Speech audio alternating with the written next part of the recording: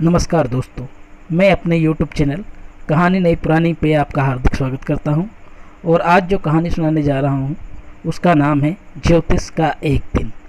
दोस्तों, ये कहानी मालगुडी डेज की कहानियों पर आधारित है और इसके लेखक जो कि साहित्य अकादमी पुरस्कार से सम्मानित हैं उनका नाम श्री R.K. नारायण है। तो आइए शुरू करते हैं हम अपनी कहानी। ठीक दोपहर के समय वह अपना थैला खोलता और ज्योतिष की दुकान लगाता। दर्जन भर कोड़ियाँ, कपड़े का चौकोर टुकड़ा जिस पर कई रहस्यमय रेखाएं खिंची होती थी, एक नोटबुक और ताड़ पत्रों की एक किताब। उसके माथे पर बहुत सी भभूत और थोड़ा सा सिंदूर लगा होता और आंखों से एक तिरछी चमक ये देखने के लिए निकलती कि ग्राहक उसकी तरफ आ रहे हैं या नहीं। लेकिन सीधे साधे लोग इसे दैवीय शक्ति मानकर भरोसे का अनुभव करते। उनकी आंखों की शक्ति चेहरे पर सबसे ऊपर लगी होने के कारण भी बढ़ जाती। ऊपर माथे पर प्रभावी तिलक और नीचे गालों तक फैली बड़ी काली मूछों के बीच दमकती दो आँखें। किसी अल्प बुद्धि के लिए भी इस तरह सजी हुई आँखें बड़ी कारगर सिद्ध होती। प्रभाव जमाने के लिए वह सिर पर गेरुआ रंग का कपड़ा भी बांधता था। ये रंग उसे हमेशा सफलता प्रदान करता था। लोग उसकी तरफ इस तरह आकर्षित होते जैसे फूलों पर मक्खियाँ गिरती हैं। टाउन हॉल के पार्क से लगे रास्ते पर वह इमली के एक विशाल वृक्ष की दूर दूर तक फैली टहनियों की छाया में विराजमान होता। ये ऐसी जगह थी जहाँ सुबह से देर रात तक लोगों की भीड़ गुजरती रहती। संकरी लंबी सड़क पर दोनों तरफ तरह तरह की छोटी दुकानें लगी होती। घरेलू दवाएं बेचने वाले, चुराए हुए लकड़ी, लोहे के सामान की दुकानें, जादूगर और सस्ते कपड़े की एक दुकान, जिसके लोग जोर जोर से चिल्लाकर हर वक्त लोगों को बुलाते रहते। इसी के बगल में इसी तरह शोर करने वाला एक मूंगफली विक्रेता, जो हर दिन अपनी चीज़ को एक नया नाम देता। किसी दिन बम्बई की आइसक्रीम, किसी दिन दिल्ली के बादाम, किसी दिन राजा की सौगात, और लोग हर वक्त उससे खरीदारी कर रहे होते। भीड़ के बहुत सारे लोग ज्योतिषी को भी घेरे रहते। वह बगल में लगी मूंगफली की दुकान के ऊपर धुआं देती आग से ही अपना काम चला देता था। यहाँ म्यूनसिपाल्टी ने कोई रोशनी मुहैया नहीं कराई थी। दुकानों पर लगी छोटी छोटी रोशनियों से ही सबको अपना काम चलाना पड़ता था। कुछ दुकानदारों के पास अपने लालटेन थे जिनकी रोशनी से वे अपना काम चला लेते थे, और अड़ोस पड़ोस के रेड़ी वाले भी उसी लालटेन से अपना काम चला लेते थे। कुछ साइकिलों के छोटे छोटे लैंपों से भी अपना काम चला लेते थे, और ज्योतिष की तरह अपनी रोशनी के बिना ही दूसरों के भरोसे गुजारा कर लेते। तरह तरह की इन बहुत सी रोशनियों से एक अलग ही मंजर बनता, जिनके बीच से चलते निकलते लोगों की छायाएं अपना रहस्यमय समा बांध देती। ज्योतिषी को ये माहौल इसलिए बहुत सही लगता क्योंकि जब उसने ज़िंदगी शुरू की थी तब वह ज्योतिष तो बनना ही नहीं चाहता था। दूसरों की ज़िंदगी में क्या होने वाला है ये जानना तो दूर, वह ये भी नहीं जानता था कि उसकी अपनी ज़िंदगी में अगले मिनट क्या होने वाला है। तब उसे ना तो सितारों की कोई जानकारी थी, ना उन बेचारे लोगों की जो उसके ग्राहक बनते। बातें करने में वह ज़रूर कुशल था, जो लोगों को खूब पसंद आती। इसलिए अनुमान और अभ्यास से इस काम में उसने इतनी अच्छी महारत हासिल कर ली थी कि यही नहीं, दूसरे सभी धंधों की तरह ये धंधा भी उतना ही ईमान का धंधा था। और दिन भर की मेहनत के बाद वे जो भी कमाई शाम को घर ले जाता वह ईमान की ही कमाई थी। उसने जब गांव छोड़ा तब ये नहीं सोचा था कि क्या करेगा। गांव में ही रहता तो वही सब काम करता जो उसके पुरखे करते आए थे, यानी खेती का काम, शादी और बच्चे, और पुराने घर में हमेशा की तरह गुजर बसर। लेकिन ये नहीं सोचा था उसे बिना किसी को बताए घर छोड़ना पड़ेगा और आसपास नहीं, करीब 200 मील दूर इस कस्बे में आकर सहारा लेना पड़ेगा। किसी गांव वाले के लिए ये बहुत ज़्यादा दूरी थी। दोनों स्थानों के बीच एक समुद्र की तरह। मनुष्य की समस्याओं और कठिनाइयों की उसे गहरी जानकारी थी। शादी ब्याह, पैसा और आपसी संबंधों की समस्याएं। लंबे समय तक वह ये काम करके इसमें निपुण हो गया था। 5 मिनट में ही समझ जाता था कि असली परेशानी क्या है।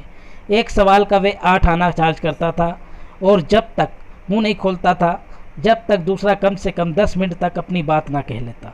इससे उसे 10 जवाब और सुझाव सूझ जाते। तब वह ग्राहक की हथेली देखकर कहता, तुम्हें अपने कामों का पूरा नतीजा नहीं मिल पा रहा है, और 10 में से 9 लोग उसकी बात से एकदम सहमत हो जाते। या यह सवाल करता, तुम्हारे परिवार में कोई औरत है या कोई दूर का रिश्तेदार जो तुम्हारी खिलाफत कर रहा है? या वह उसके चरित्र का विश्लेषण करते हुए कहता, तुम्हारी ज़्यादातर परेशानियां तुम्हारे अपने स्वभाव के कारण हैं, उसकी वजह से ही तुम्हारी राशि में शनि बैठा हुआ है। तुम हिम्मत वाले आदमी हो और कभी कभार तुम्हारा व्यवहार कठोर भी हो जाता है। ये आखिरी बात सबको एकदम सही लगती थी, क्योंकि बेहद कमज़ोर आदमी भी अपने आप को हिम्मती जानकर खुश होता। मूंगफली वाले ने अपनी आग बुझाई और घर जाने के लिए उठ खड़ा हुआ। ज्योतिषी के लिए भी ये एक सूचना मात्र थी कि वे भी अब अपनी दुकान बंद करें, क्योंकि एक छोटी सी हरी रोशनी को छोड़कर जो कहीं दूर से आकर उसके सामने पड़ रही थी, उसके इर्द गिर्द एकदम अंधेरा ही छा जाता। उसने अपनी कौड़ियाँ बटोरी, कपड़ा और किताब समेटी, और दूर से आती हरी रोशनी भी तब बुझ गई। लेकिन उसने देखा कि सामने एक आदमी खड़ा है, यह सोचकर कि यह आदमी उसका ग्राहक हो सकता है। ज्योतिष बोला, बहुत परेशान दिखाई दे रहे हो। अच्छा हो, थोड़ी देर यहाँ बैठकर आराम करो और मुझसे बातचीत करो। आदमी जवाब में कुछ भुनभुनाया। ज्योतिषी ने बात दोहराई तो उसने अपनी हथेली उसकी नाक के आगे कर दी और बोला, बड़े ज्योतिषी बनते हो तुम। ज्योतिषी ने चुनौती सी महसूस करते हुए हथेली पकड़ ली और कहना शुरू किया, तुम्हारा स्वभाव ऐसा ही है, ये सब मत बको, कोई सही बात बताओ।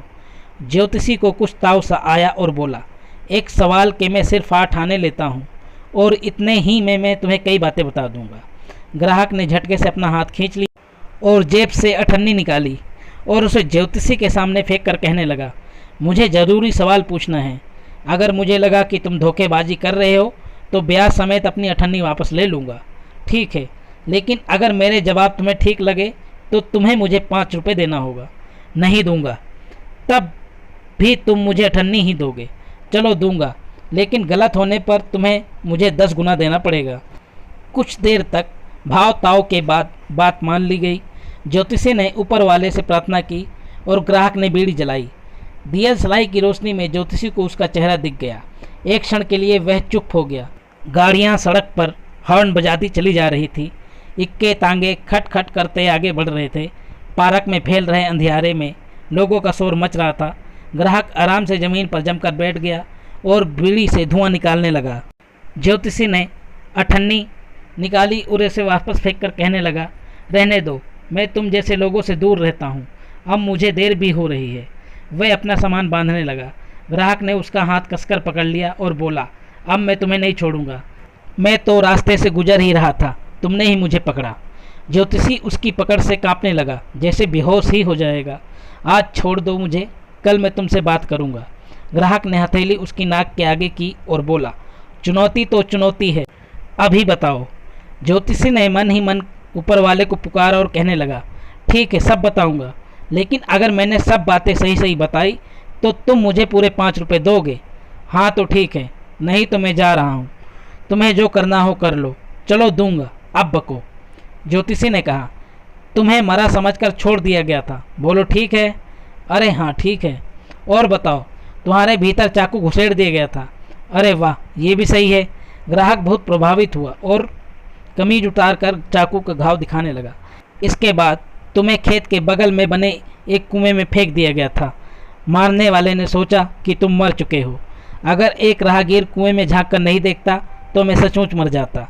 ग्राहक जैसे उसका मुरीद हो गया, बोला, अब ये भी बताओ कि वह आदमी मुझे कब मिलेगा। यह कहते हुए उसने ज्योतिषी के पैर पकड़ लिए। वह तो तुम्हें अब परलोक में ही मिलेगा। 4 महीने पहले एक दूर के गांव में उसकी मौत हो चुकी है। अब तुम उसे कभी नहीं देख सकोगे। यह सुनकर ग्राहक रोने को हो आया। ज्योतिषी ने फिर कहा, गुरु नायक, तुम तो मेरा नाम भी जानते हो। ग्राहक दंग हो गया। मैं तो सब कुछ जानता हूँ, क्या नहीं जानता मैं। गुरु नायक, मैं जो कहता हूँ उसे ध्यान से सुनो। तुम्हारा घर यहाँ से 2 दिन की दूरी पर है, उत्तर की तरफ। पहली गाड़ी पकड़कर वापस लौट जाओ। अगर तुम घर नहीं जाओगे तो मैं तुम्हारी ज़िंदगी में एक और भयंकर खतरा देख रहा हूँ। ये कहकर उसने जरा सी राख उठाई और ग्राहक को देते हुए कहा, इसे माथे पर मल लो और घर लौट जाओ। दक्षिण दिशा तुम्हारे लिए खतरनाक है, इधर कभी मत आना, ऐसा करोगे तो 100 साल की उम्र पाओगे, नहीं तो। ग्राहक कुछ सोचते हुए बोला, अब मैं घर से बाहर क्यों निकलूँगा, मैं तो उसी को ढूंढने और बदला लेने के लिए कभी कभी निकलता था, लेकिन अब तो कुछ होने वाला नहीं। वह मेरे हाथों से बच निकला। अब मैं यही चाहता हूँ कि उसकी मौत भी भयंकर हुई हो।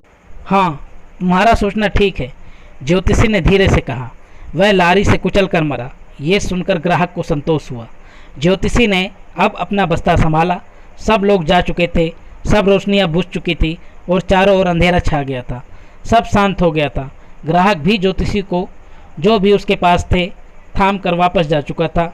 ज्योतिषी घर पहुंचा तो आधी रात हो चुकी थी। पत्नी दरवाजे पर खड़ी उसका इंतजार कर रही थी। पूछने लगी, इतनी देर क्यों हो गई। उसने सब सिक्के उसे थमा दिए और कहा, इन्हें गिन लो, एक आदमी ही दे गया है। 3, 4, 4.5 रुपये गिनते हुए पत्नी बोलती रही। बस वह बहुत खुश थी। कल मैं गुड़ और नारियल खरीदूंगी। बेटा कई दिन से मिठाई खाने की जिद कर रहा है, मैं उसके लिए कुछ बढ़िया सी चीज़ बनाऊंगी। मुझे ठग ले गया सुअर, उसने तो 5 रुपये देने को कहा था, ज्योतिषी कह रहा था। पत्नी ने परेशान होकर पूछा, क्या बात है, कुछ लफड़ा हो गया क्या। अरे कुछ नहीं, छोड़ो। खाना खाने के बाद बिस्तर पलट कर वह कहने लगा, आज मेरे सिर से बहुत बड़ा बोझ उतर गया। इतने दिनों तक मैं डरता था कि एक आदमी का खून मेरे हाथों में लगा है, इसलिए मैं घर छोड़कर भागा था और तुमसे शादी करके यहाँ बस गया था। वह आदमी जिंदा है। चौंक कर पत्नी ने कहा, तुमने किसी का खून भी किया था। हाँ, गांव की बात है। तब मैं जवान था और बेवकूफ़ भी। हमने शराब पी, जुआ खेला और एक दिन खूब लड़े। अब ये सब सोचने की क्या ज़रूरत है। अब सो जाओ। ये कहकर उसने अपने पैर फैलाए और सोने की कोशिश करने लगा। दोस्तों, इस तरह ये कहानी ख़त्म होती है और नई कहानी के साथ फिर आपसे मिलूँगा। तब तक के लिए मुझे आज्ञा नहीं। धन्यवाद। और कहानी अच्छी लगे तो प्लीज़ लाइक और सब्सक्राइब ज़रूर करिए।